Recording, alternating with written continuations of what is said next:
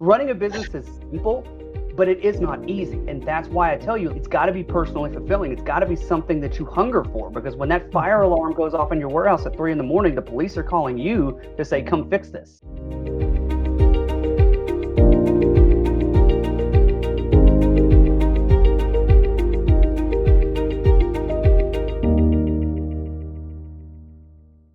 Hey y'all, it's Dani Cee of the Happy Life Agenda. Welcome to today's episode. I am chatting with Bryon Boyer, an attorney who assists entrepreneurs and small business owners with business, tax, and startup law. So if you are like me and you're a small business owner or an entrepreneur, this is an episode that you need to bookmark. You need to make sure that you come back and take notes because he is going to give us some insights that we wouldn't normally get. So Bryon, welcome to the show. Tell us a little bit about yourself. Dani, first of all, thank you so much for having me. And everybody else out there in TV land, wonderful to meet you all as you watch or listen to this podcast later. So who am I and why do you care? I'm going to give you my nickel and dime tour. This plus $7 will get you a cup of coffee. So history of the world, I became a business attorney, business and tax attorney. So I refer to myself as a small business tax lawyer, which means I am classically trained first and foremost as a tax lawyer. But as a tax lawyer, when you work in a large law firm and work in large corporations as I did in-house, you kind of have to become like a real estate lawyer light, corporate lawyer light, securities lawyer light. You have to know enough of all these things to be dangerous to be able to figure out the tax consequence and then tell those guys, hey, of the 5 choices, this is the one we're going to make. Because I'll tell you many times, and smart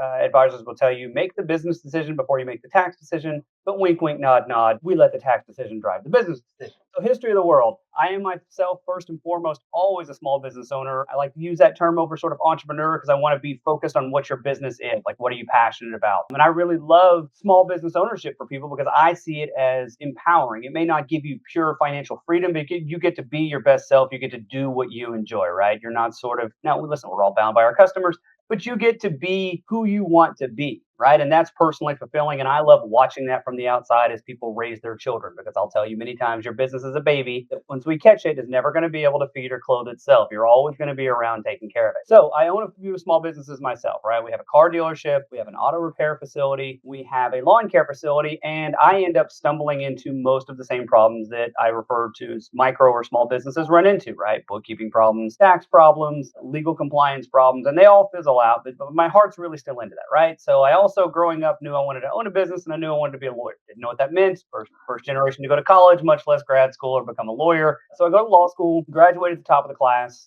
That opens up certain doors. And this is a time when tax laws are in flux. And I happen to be working in between college and law school to pay off debts at a place that sold educational material to CPAs and tax attorneys. So everybody's like, oh, you're a tax guy. I'm like, well, I'm a guy that's looking for a job. So let's see what happens. Happen to have really great mentors. I went to a law school that has a graduate tax program. So I was able, while I got my normal law degree, to take all the graduate tax classes, right? So I'm on par with them. And so I get out and I become a tax lawyer. I go work multinational corporation 1, who I won't name check, but you can see it on my website. Multinational corporation 2, who I won't name check. And then I move to a large law firm because I'm convinced, like, hey, you're missing the really hyper technical stuff that the law firms that you in-house at 8 o'clock at night say, you know what, you guys have this on my desk at 7 in the morning. I'm going home. So I jump ship to the work through the middle of the night, right? I'm doing really super sophisticated, exotic things that blew up the world in 2008, right? We're doing synthetic derivative transactions. We're doing a bunch of cross-border transactions with institutional tax-exempt investors, which, wink, wink, nod, nod, that means the endowment funds and the retirement funds of states and colleges. And we're doing a lot of cross-border things for wealthy foreigners who don't want to disclose to the U.S. that they're playing around in the U.S., right? So I learn all these tips and tricks. I wake up one day and it hits me and I'm like,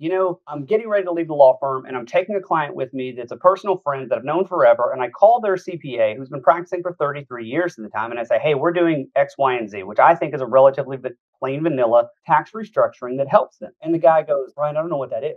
What are you talking about? You don't know what that is. Like, you've been doing this for 33 years. And he's like, no one's ever brought that to me. And it struck me like a bolt of lightning. Everybody thinks Wall Street has a separate set of rules, right? Mm-hmm. But don't. There's one rule book. Wall Street just hides it from Main Street. And I realized, A, my heart is in helping Main Street. B, there is a massive underserved community of Main Street level businesses that need Wall Street level solutions because we have fewer dollars to play with, right? It's less important to Wall Street if they lose a massive amount of someone else's money. Really important to you if you lose your own money, right? So I determined to go bring that level of sophistication to Main Street level clients. And that's where we are today. Wow.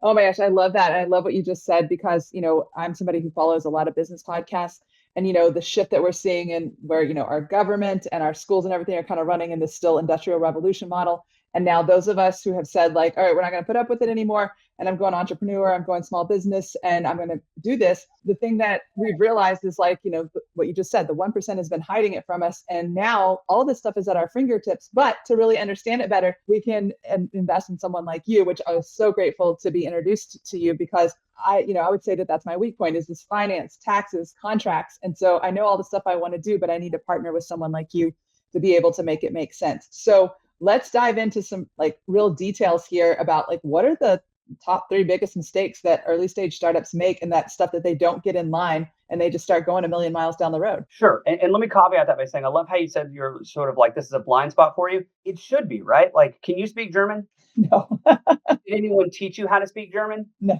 Do you feel bad about your inability to speak German? No. Right. So it's an ignorance thing, which means no one showed you, versus a comprehension and intelligence thing. Don't waste time at your kitchen table learning what I learned. I'm never going to waste time learning what Dani knows. I'm going to ask you for your expertise, like in consulting and coaching, right? Go out and don't worry about what lack of education cost you yesterday. Worry about what it will cost you tomorrow. And to your point, like, be the CEO of your life. Go find those people who do those things well, that let you do what you do well, or buy back your time, because that's effectively what you're doing. So now let's jump into like problems I see with small businesses, and I break them into 2 categories. There's like strategy problems where you took a wrong strategy or tactic, and philosophical ones. And there's a couple things that have happened in the last 2 days for small businesses that I'm just going to pick on because they're top of my mind. So one is waiting to do anything. Like, you get the advice of, well, don't form your LLC until you're ready to start making sales. That's a strategy problem. If you're in the business idea phase, let's use the Disney term, ideation, right? Like, if you're looking at business, is that an opportunity to be sued? Yes. Yeah, it is. It's a low opportunity, right? But seriously, it happens, right? Yeah. Oh, yeah. More importantly, if you start accumulating assets in your own name and then you form the LLC, you have items in your bucket that are supposed to be in the LLC's bucket. Now we have a mechanistic thing we have to do to transfer that legal title. Otherwise, you get sued for using your personal items in the name of the business, or vice versa, right? And people just whip that because they think you wait until the 11th hour to form the LLC. Here's another reason you don't do that. What if I formed a business, an LLC, in 2022, but I didn't start doing anything until 2025? For marketing purposes, when was my LLC established? 2022. Right. Now, I really started doing business in 2025, but what's my website going to say? Established in 2022. Go look me up, and it's going to be out there since 22. So what kind of gravitas does that give to my potential customers, right? It's good. I'll let you make your ethical decision about that. Okay, so next strategy problem I see people is doing tax things too early, right? Like making an S-Corp making an S-Corp tax election before you're ready for it. And what I mean by that is, we let your tax profit and loss drive us to basically forcing that decision on us. We don't make it on day 0. There's a lot of CPAs out there to say, oh, you're a next kind of industry, you should just be an S-Corp. When the time is right, yes, because if you pull that trigger too early, I guarantee you it will end your business. It will cost you more money than it can ever make you. And what I mean to say by this is, people come to me asking for tax advice, and I first say, do you have a net profit? My number one tax saving advice I have for small businesses is keep better books. When your books are clean and sparkling and you still have a profit, now we can do exotic, sexy things. But most of you are just not writing down the expenses you incur it, and therefore you're overpaying the government because you forgot to deduct your expenses. I can't save you taxes before you owe taxes. And as a small business owner, you should be paying taxes like a person with a W-2 job that makes $35,000 a year, but spending and living like a person who makes $150,000 a year. We can talk about that in detail, but that's really the flux. Now it becomes complicated when you want to get a mortgage. I'll tell you how we fix that maybe on another episode. Cool. Now these next 2 things are kind of together as strategy problems that I see. So this is like 3A and 3B. One is not staying on top of your bookkeeping. It's going to be a recurring thing. We're going to hit this. And what I mean by that is, when you incur the expense, open your phone, open QuickBooks or whatever it is you're using, type in the line item and click go. Someone who's a professional can come clean that up behind you. But if you get that receipt, or worse, you don't get the receipt because you're in a hurry, you just tap Apple Pay or Google Pay and move on down the road. You say, oh, well, I'll do it tonight. I'll do it Saturday. I'll do it at the end of the month. It gets lost, right? You just have to be disciplined. And then playing too loose with the legal difference between you and your business. Not putting things in the right legal name. Using the wrong bank account for things. If it happens as an emergency, okay, we can talk about that. But people that get fast and loose, the LLCs in Texas are almost idiot-proof. The only way you can screw it up, other than like intentionally shooting somebody, right, is you mix the bank accounts. If you're not willing to just to say, I have credit card for personal consumption, credit card for business, and never between the two shall meet, then you're ignoring your LLC. So if you hurt someone, you can't make them ignore your LLC. They're going to say, listen, I'm coming to whoever has the money. Okay, that's the strategy. And I know I'm going 1,000 miles an hour. So everybody, when you're listening to this podcast or watching it on YouTube, do like 0.75 or zero point 0.5 speed and it'll be normal.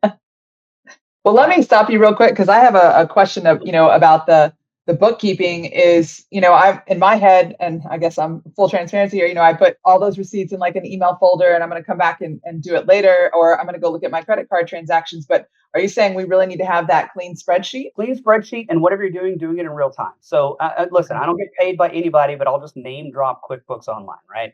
You get the QuickBooks Solopreneur, whatever they're calling it now, right?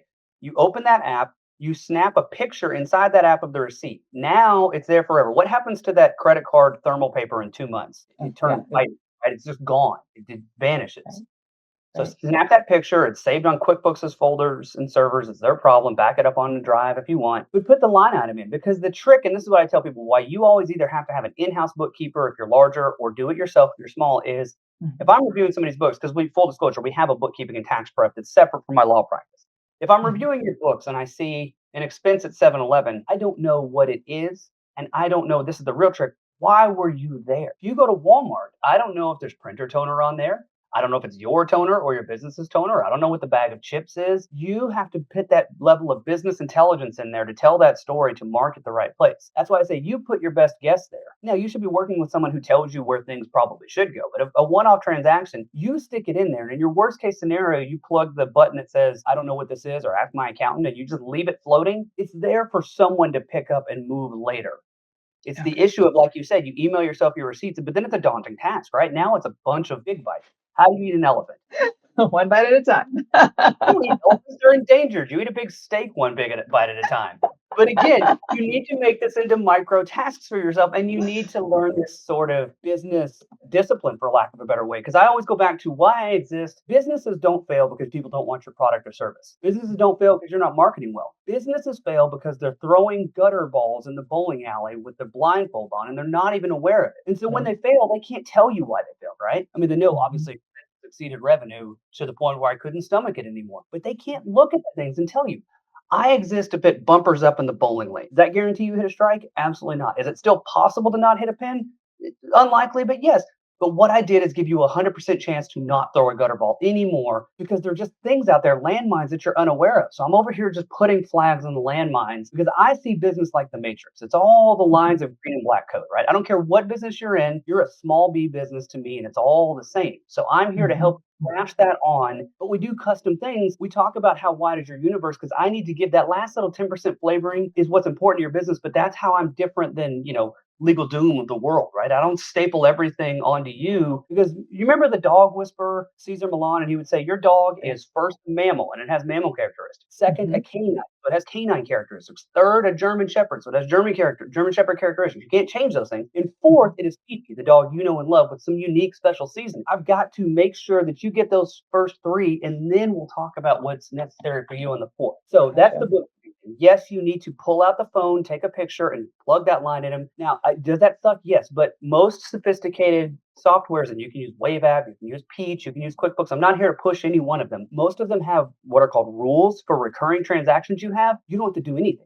If your rent gets paid direct debit from the bank account, you code it one time and tell it every time this $1,500 hit on the first from this bank account to that bank account goes, that's rent. And QuickBooks says, got it, cool. We'll never ask you that question again. We'll just book it every time we see it hit the bank account. So you're really only doing, I was on a road trip for work travel. I had my app logging my miles as I'm driving, and I pulled over to the gas station and got peanuts and a soda. Okay, peanuts and the soda is all you're worried about. Everything else was automated. And again, sometimes people just don't know that stuff exists. So that's a whole different conversation about like tools that are out there.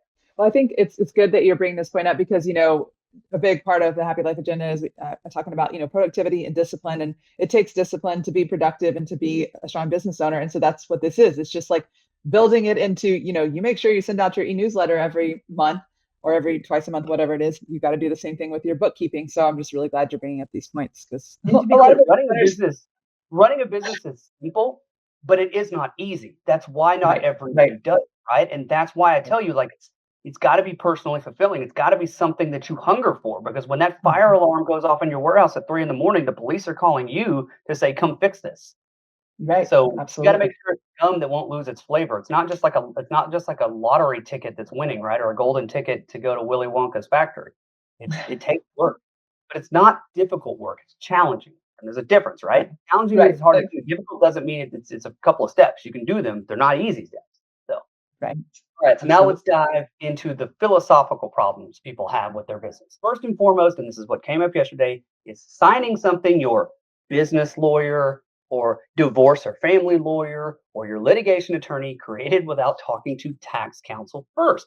Most lawyers, so to be clear, most business lawyers, if you look, are actually commercial litigators or family law lawyers. They do a number of other things, and then they use the LegalZoom for lawyers and call themselves a Oh, lawyer, and they leave you holding the bag when they do things that they don't think matter. They matter hugely. So just yesterday, a client comes to me whose business failed, and they negotiated a settlement with their landlord to get out of about $1 million worth of rent because of the way they already signed it with their lawyer, and it's done and dusted. We can't undo it. The landlords don't want to play ball anymore. They are going to pay an additional $32,000 in taxes. That's oh completely gosh. unnecessary. I could have given this person and the landlord the exact same cash scenario as they left, like the same settlement of you get X dollars, you get to walk away from X dollars, minus the $32,000 hit in the middle. But it's too late because no one thought, hey, is this the right way to do this for tax purposes? Is there a universe where we all get the same outcome? I don't pay Right. more in tax. Same thing happened with a poor client who sued a very large roofer in the Dallas-Fort Worth Metroplex and won a multi-million-dollar judgment. And of course, with that came multi-million-dollar attorney fees. This person, unfortunately, based on the way the attorneys, they got to me after the fact, drafted the settlement agreements and the judgments, they got about $4 million. Oh my And about gosh. 3 million went to the attorneys. They were left with about a million, but other things chewed that up. And then they got hit with a $2.5 million tax bill. They had to pay taxes on the money that the attorneys got paid because of the way they drafted it. It was literally 4 words that could have been changed. Oh my gosh. So, and again, and the other thing I had is a client that had another shockingly $32,000 of late fees because their divorce attorneys decided to split a business between ex-spouses one of two ways. No one asked me until long after the fact. No one Mm. had any idea of the consequence of that. And this is not long after the fact. I mean, we're 3 years after the fact they reached out to me. And I'm like, A, your family business is toast. You lost your EIN. You're over, right? You're going to lose Mhm. all your business operating history and your bank accounts. B, you owe the IRS over $30,000 in late fees because you didn't realize 3 years ago you did something caused a filing of your tax return. You didn't ask any questions. So now that's tied into my next thing. So that's like 1A. 1B is trusting someone who isn't trustworthy. And this is not always your fault. Number one, if you're taking your advice about trusts and not paying taxes from TikTok, it's 100% on you. There's only one of me. There's a million people giving poor advice on TikTok.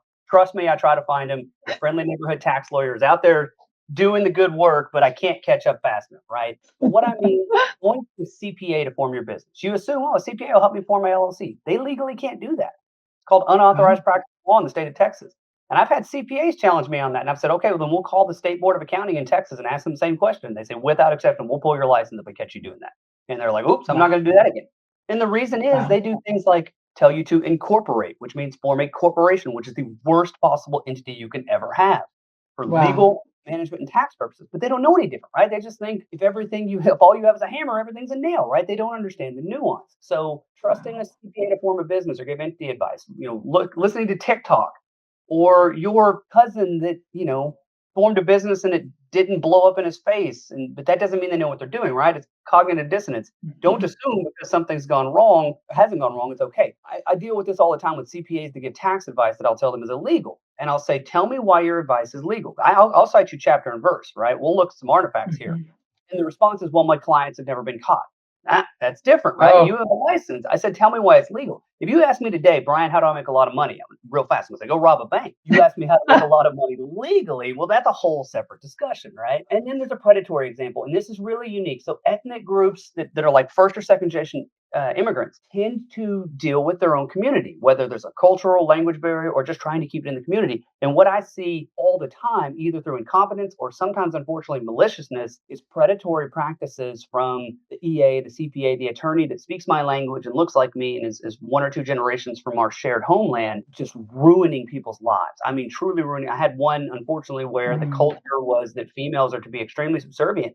And this female client of mine went to the male person who basically degraded her, said, I'm only going to work with your husband and everything. And then after costing her tens of thousands of dollars because of his errors, basically just ghosted her and said, like, I don't even have to speak to you. Your problems are your own because you're a female. Like you get this because of culture. That's what's supposed to happen. wow. So be very careful. And it's hard. Like language barriers exist. It's hard, but just be aware of Because someone has a license, it means they can pass a test. It doesn't mean they know what they're doing. And because someone speaks your language doesn't mean they have your best interests at heart. And even if they do, again, they may not be capable. And then finally, again, DIYing it yourself. Now, I'll give you this. Real quick, can I interrupt you for a second? So Sure. you know, all of these points that you make, what are the questions we ask? What are the things that we can look for so that we know we're getting someone of your caliber that knows what they're talking about? Because I mean, I can think of several scenarios, you know, because part of my business is helping people kind of, you know, get their marketing and stuff started. So they're in the early stages of business and they're like, you know, their clients, if they have a salon are telling them like, oh, you should do this. Let me help you with that. And they're exchanging favors. You should make an And S-Corp.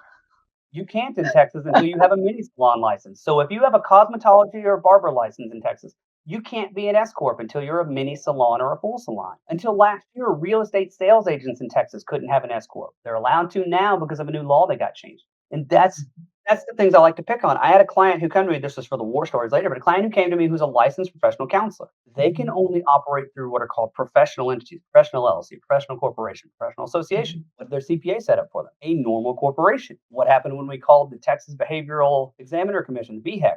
They said, we will pull your license. You're violating the law. You can't operate through that thing. I was able to fix it for him. But again, that's a simple thing. That CPA didn't realize, wait, I brought you a special type of business that has special type of rules. Okay, so let me touch on that one real quick because that is, you know, in the life coaching business, you know, this world that I'm in, you see a lot of that is that, you know, counselors turned life coach and they've set it up differently. Now, what kind of cautions do they need to take? Because you bring up a really point and you see it often.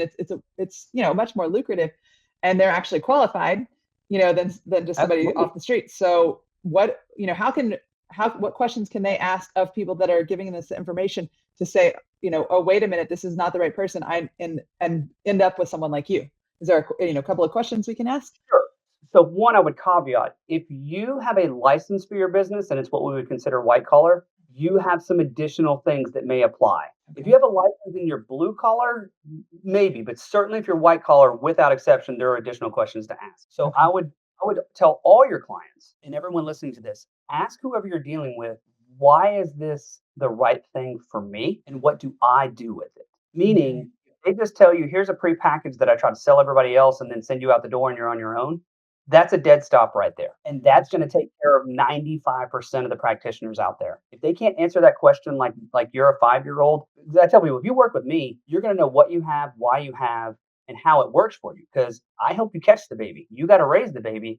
And without exception, what I get is people saying, well, the lawyer did that. The CPA said I need this, right? I don't know what it is. I don't know what I'm supposed to. So if that baseline question is not answered, then you can run, not walk from that person. You know, if someone tells you should form an S-Corp, you can't form an S-Corp.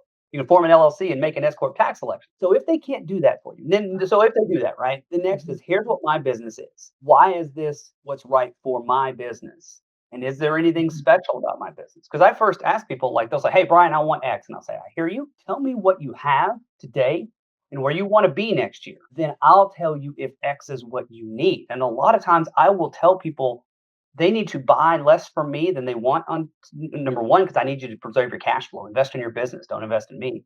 Number two, I can't sell you an 18-wheeler that you're unable to drive. You're going to run somebody off the road and hurt themselves, right? I need to sell you a used car that gets you from point A to point B until you can step up the ladder, right? You don't need a platinum castle with no furniture in it. You need a wooden fort and a moat, and then you need to grow, right? Think small, grow big. Yeah, first question, totally ask them, what would you do for my business? And then here is my business. What's anything special about it? And know this, if you have a license tied to your business, that's a red flag for extra things. And if anybody tells you anything other than the LLC for a legal entity, just you're done. That's an automatic disqualifier. There's one reason you would ever be a corporation, and it will not exist for a small business. I can promise you that. Got you. Anything else, you need to run. So what I'm hearing you say is, is really start getting specific about what your business is, what you do. And if they cannot give you specifics back on, tax law and state law, and that's when you need to run for the hills and find someone who can answer those questions. And what do they ask for from you? So if you tell them you have a business, they should say, okay, give me your EIN. If you formed the business, give me your formation documents. Give me your governing documents, your company agreement, your bylaws, things like that. Because there are going to be transactions that happen, and what should be controlling that transaction? Those governing documents, right? Right. If they don't have that, how are they supposed to put the two together? And invariably, with like CPAs, what I see is someone calls me and there's like a loan on their balance sheet, right? And I say, well, what is this loan? I don't know. My CPA did that. And I say, CPA, do you work in the business or do you work outside the business? I work outside the business. Okay. How is this loan on the books? Well, the customer did something wrong, the client did something wrong, and it's going to cause them a negative tax consequence. Okay, we can have that conversation. But who made the determination to just book this as a loan? Well, I did. How did you do that? You just told me you don't work in the business. You're simply supposed to memorialize what the business told you it did. So if the IRS calls my client and says, "What's this loan?" and my client says, "What loan?" and then the IRS calls CPA and says, "CPA, why is this loan on the books?" and they say, "Well, because I just fudged the tax return." You know what the difference between tax avoidance, which is perfectly legal, is, and tax evasion is, which is not illegal, which is not legal? I don't. 5 to 7 years. Well, that's one reason right there. So that's, again, ask those types of questions. And if you don't get warm fuzzies, if they can't give you the level of details that we're talking about today at a level that you can digest, is they don't know it themselves, right? And a lot of times, Right. I don't think people are malicious. I think they're operating in a universe, the Dunning-Kruger effect, right? The less you know about something, the more you perceive that you do. Well, if I'm selling you hand grenades and I don't know hand grenades explode after I sell them, I don't have any problem selling you hand grenades. I think they're fine. Because when you left my building, you had not yet blown up. I attribute the blow up to something happens outside my building. My hand grenades are fine. It's whatever's outside my building that's causing the problem, right? Firefighters are at every fire, right? Mhm. If I show up when the firefighters are there, I have a reasonable expectation that firefighters must be the ones starting the fire because they're at every time there's a fire, there's a firefighter, right? So let's move to like, what does it cost, right? If you're dealing with me and I'm forming a single member LLC for you, that's generally $1,600 out the door. That includes LLC filing fee, my legal fees, me filing it correctly. And we'll talk about what that looks like with some artifacts here in a second, because that's where people screw up. They file it incorrectly and the state says, we're not here to qualify you. We just take your money and give you what you asked for. You just asked for the wrong thing. 1 year of a registered agent, and I'll describe what that means and why it's important. And then a binder and slip case to keep with your company name stamped on it because you'll want something fun like that. And then I get your EIN for you. So basically, I do everything except go with you to the bank to open the bank account. Additional fees can be if you need a DBA, doing business as, or assumed name, as it's called in Texas. That looks like this. If Happy Life LLC were your LLC, but you're doing Happy Life as your marketing, that requires a DBA because dropping the LLC off the end means you've changed the name. So any variation of your name requires a DBA. If you choose not to do that, it's a $4,000 speeding ticket to the state of Texas. Whew. Or it's $150 and I get it fixed in the same day, right? And they last for 10 years, or if you move wherever your physical address is, you just file a new one. Those are the little things that I hope to get to people before the speeding ticket gets mailed out to them, because there's no like, hey, I was rushing to the hospital, right? It's just like, hey, speed limit's a speed limit. Let's say you're a multi-member LLC. This is where it's really, really complicated. If you're going to be an S-Corp, it's $2,500. If you're going to be a partnership, it starts at $3,500. It can move up from there, because if you have more than one person, it's not your spouse. What happens if you get sick? What happens if the other person has community property because they're married and they get a divorce and there's now a business interest to their ex-spouse? What happens if you can't get along with each other? What happens if you die? What happens if instead of dying, you're just incapacitated for 12 weeks, right? Like there's a whole bunch of stuff that we have to talk about now. But more importantly, the partnership taxation is really important. And I'll stop it with this. If you and I are 50-50 in a partnership, our dollars go in 50-50 or property. If what you tell me is you put 70% of the dollars in, I put 30%, and then I got sweat equity for the remaining 20, if we do that right, that's okay. It's tax free. But if we don't do it right, I have to pay taxes on the extra amount that you overfunded, and you lose the tax credit for your overfunding because it's like you paid me that in salary. And that happens all the time, and people don't realize it until next year in March when they go to the CPA, and the CPA is like, here's what's going to happen to you. And you're like, what do you mean that's going to happen? Nobody wanted it to happen that way. You didn't know to do it the right way. So yeah, those are the rough talks with me. And then let's talk about what it looks like if you want to work with me. Number one, if you call and mention the podcast, you get a free what I call business health exam, business well exam. So if you have not yet formed a business, we will talk about what you need to do, and that's a great thing. If you have already formed a business, I will review your tax return, your formation documents, your governing documents, everything you have to see if anything needs to be fixed and just tell you what that is. So that's normally $500. But if people mention the podcast, it means A, you're a cool person. B, you're invested in the process. C, you're a little bit smarter than the average bear. So if you're willing to make an investment in you, I'm willing to make an investment in you. So they get a free review of that.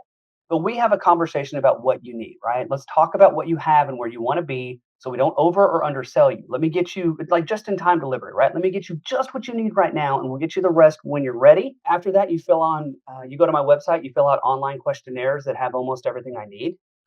From there, I give you a digital engagement letter for online signature, and then I go away behind the curtain at Oz, do my magic, and then turn around an email to you that has everything you need baked inside of it. So it's all remote. We can do whatever you want, and I'm happy to work with your CPAs.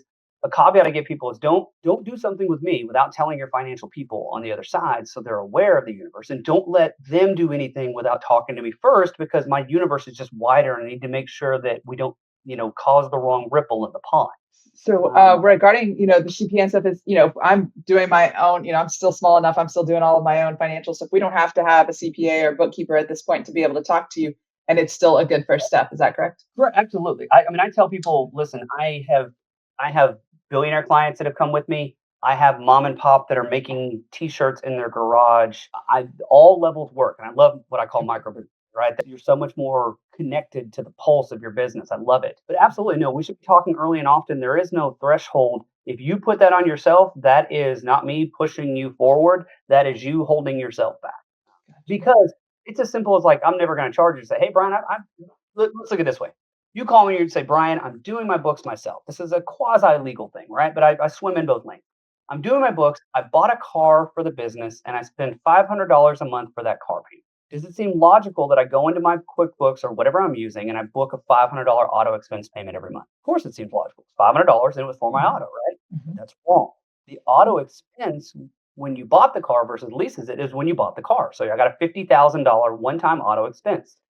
What I'm booking in QuickBooks is I'm debiting, lowering my loan balance and crediting my equity balance in the car. The only expense I have is the interest every month. But really what I'm doing is saying I owe 50,000 on the car, and the car's worth 50,000. As I pay the loan off, I'm owing less on the car and owning more of the car. But that's called a double entry accounting. I'm debiting a loan balance and crediting an equity balance. But it is totally logical to think, no, that's a $500 auto expense. But if you do that, your books are wildly off, right? So yes, Oh, call and let's just have stupid little conversations like that, because I need you to survive, and I'm like your non-equity partner, right? I will grow with you as you grow, but you don't have to share the pie with me. So you absolutely reach out early and often. It's my passion. It's how I do business development, and it's how the community moves forward, right? Like we're all. It's. I hate to say it's like a us against them with respect to like large business, but it is. Let's be real, right? Like yeah. the rules that make it hard to run a small business were created by big business, so small business couldn't beat big business, right? Like that's an Absolutely. institutionalized canyon there. Hmm. Oh, so true. And I want to just point out to the audience real quick that you said this is all, we can do it all virtual, remote. We don't have to like live in the DFW area and be able to come to your office. You can help people all over the country. Absolutely, particularly with federal tax advice, and if you're ever moving. So I have a massive amount of clients moving from high tax states to Texas. But even if you don't, I tell people before you move, like let's move your California LLC into Texas, even though you're still a resident in California. Because if you do that, the day you leave California, your tax liability to California cuts off right then. If you move your butt to Texas, but your LLC is still a California LLC, you owe them taxes forever. Wow. And everybody loves Delaware, right? Delaware is this magical state for entity formation. Delaware has two things that people love. Number one, they have a special court for when shareholders of publicly traded companies sue their directors, which is not a thing small businesses worry about. But Texas has the same specialized court just for business matters. And Delaware has a thing called the business judgment rule that says directors, if you get sued for making a bad decision, again, this is not applicable to small businesses, but if you get sued for making a bad decision, we'll look at the decision at the time you made it, not with the benefit of hindsight and say, well, yeah, if looking at it today, you were an idiot. Back then, if it was logical, it was logical. Bad things happen. You took a risk. Mm-hmm. Mm-hmm. So everybody loves Delaware, right? Delaware Mm-hmm. Texas took Delaware, scratched out DE and put TX on everything, right? We have the same, if not better laws than Texas. And let me dispel the myth of Montana, Wyoming, Nevada, all these states that tell you if you form an LLC in our state, you don't have to disclose any information. They're right if you live and work in that state. If you live and work in, let's say, Texas, Texas says you must register your foreign, which means outside of the state. Your out-of-state LLC must register with Texas to do business here. Otherwise, it's illegal to do business across state lines. When you register with Texas, guess what they're going to ask you to share?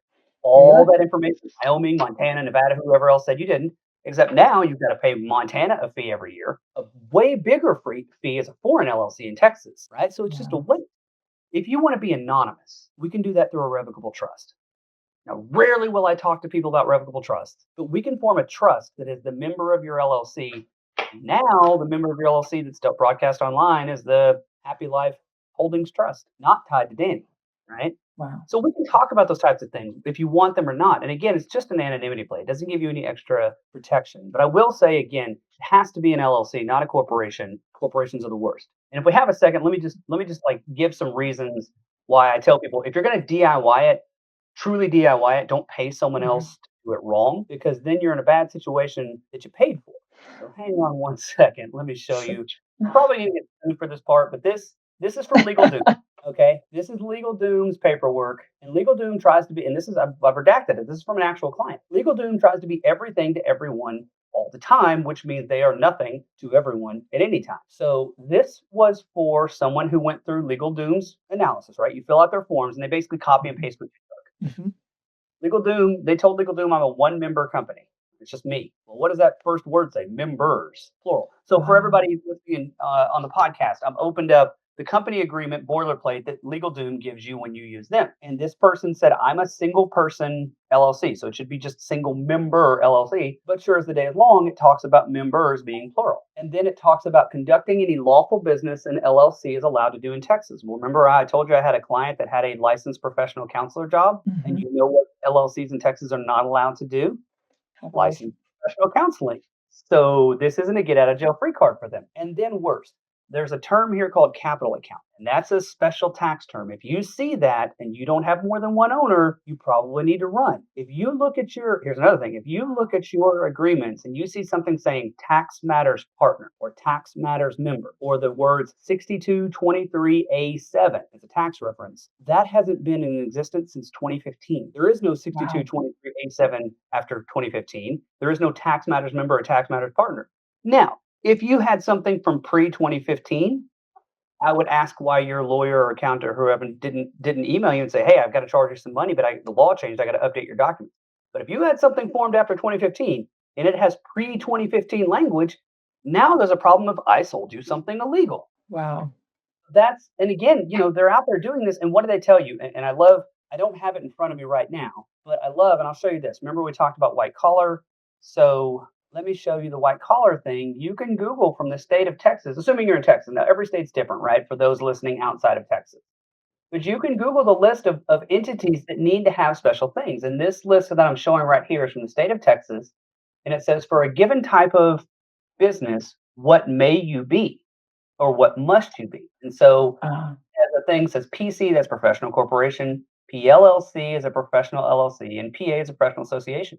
So those things that just have the P's, right? So an attorney, I just have the P's here, PLLC, PC. I cannot operate through a classic LLC uh, or a classic corporation or anything, right?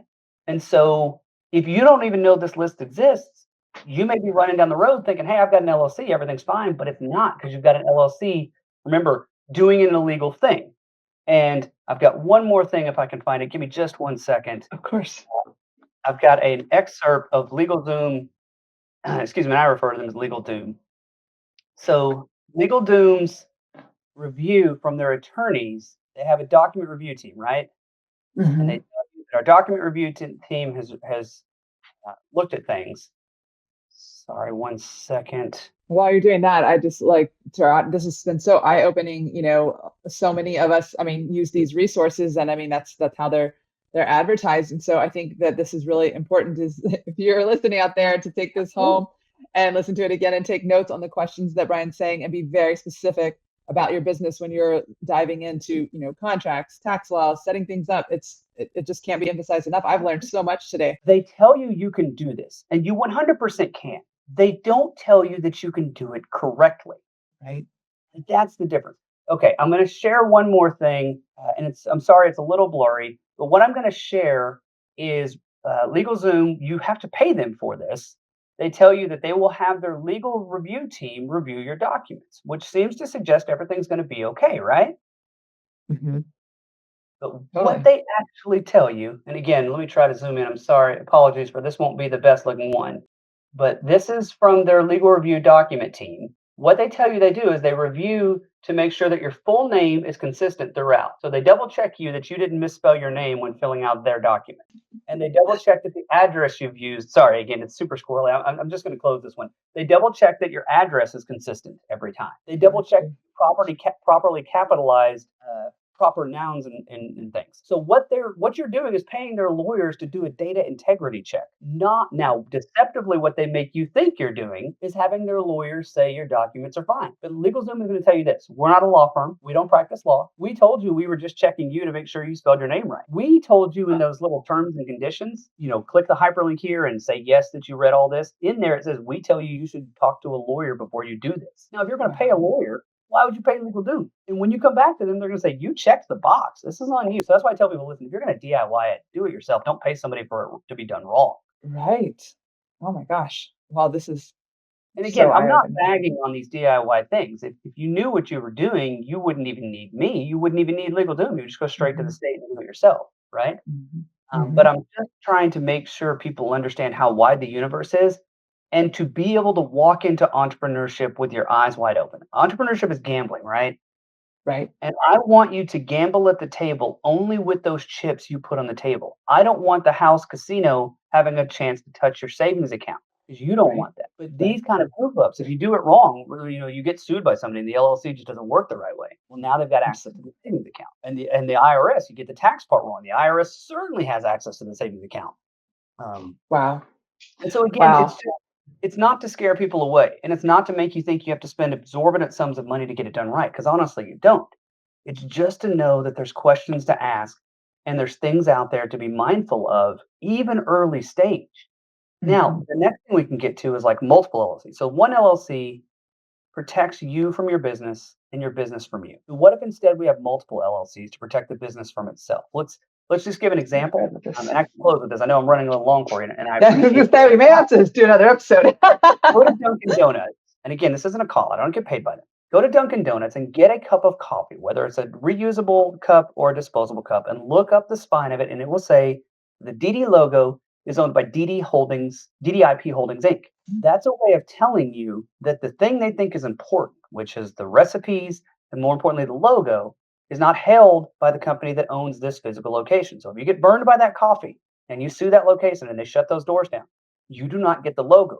They will take the logo and the recipes and the color scheme and all their intellectual property, and they will put it into a building next door because they know as soon as we put that logo on the door, people will show up expecting coffee and donuts, right? Right.